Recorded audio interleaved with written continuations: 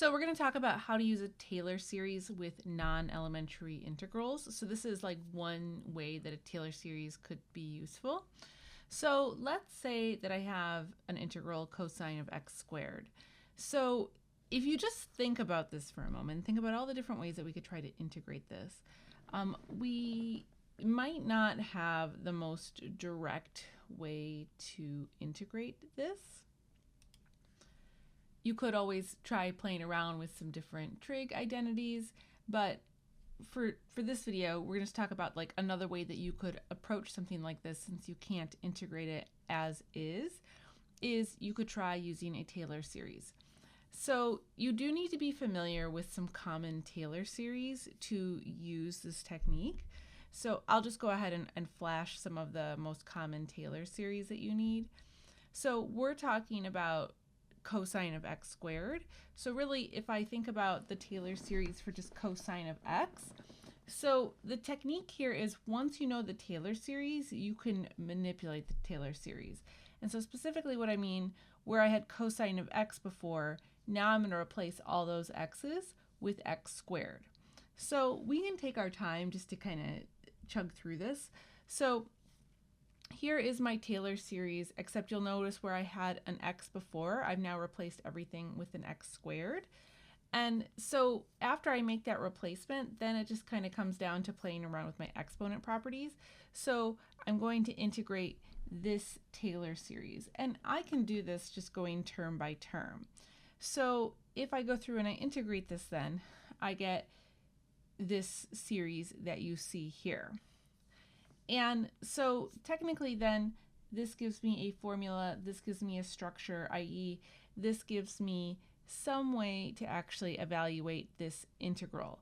So if we are totally stuck on an integral, but we know its Taylor series, we can get to a decent approximation with it.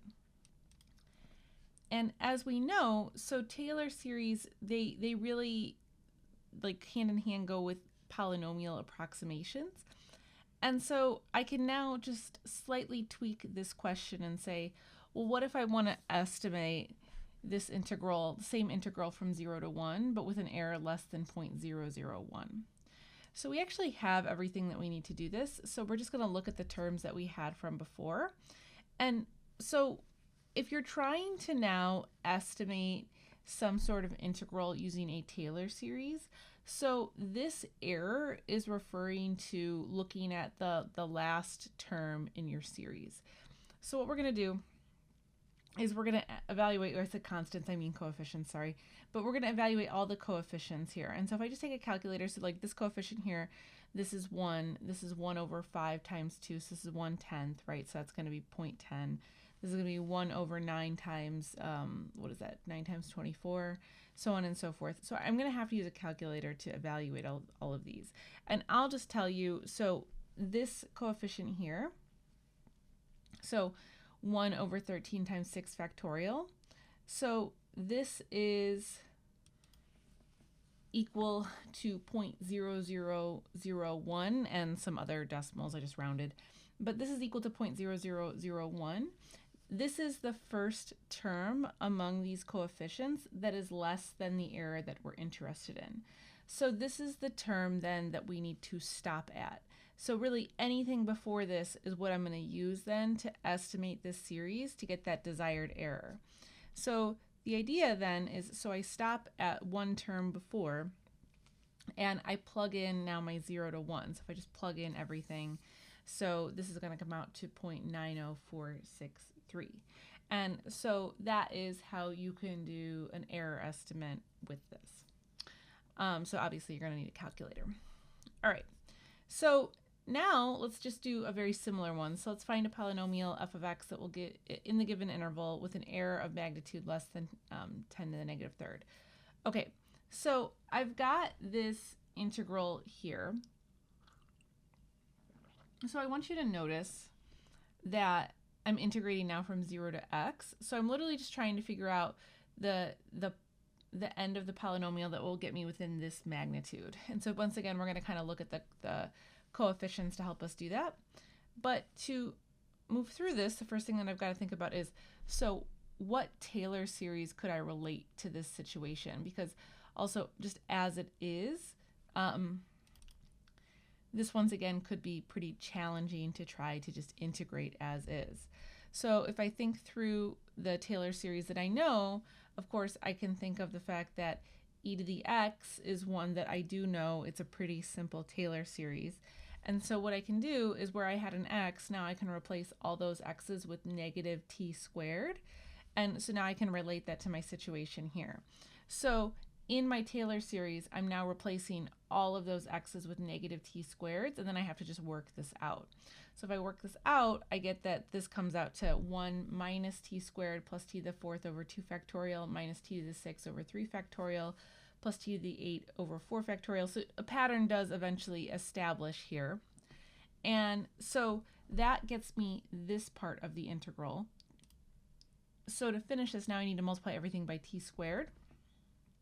So if I just multiply everything by t squared, so take all these previous terms, multiply them by t squared, I get what you see here. So now it's t squared minus t to the 4th plus t to the 6th over 2 factorial, so on and so forth.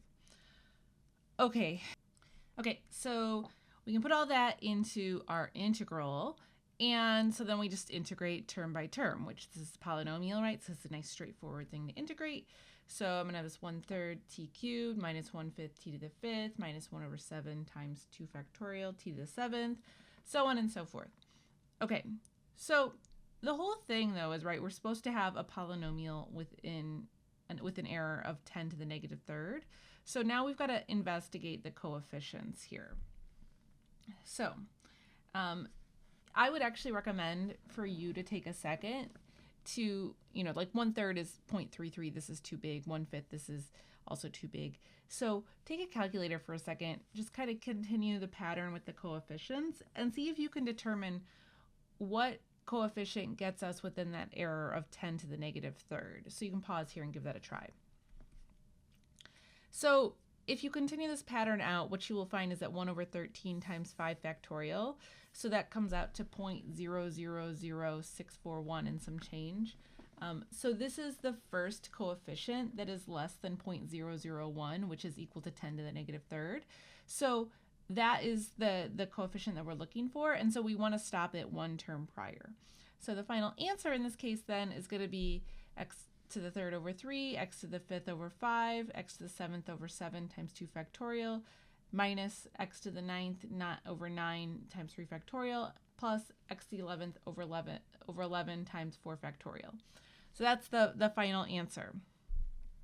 Okay, so that's going to bring us to the end of this video, and I will talk to you guys in another one. Bye!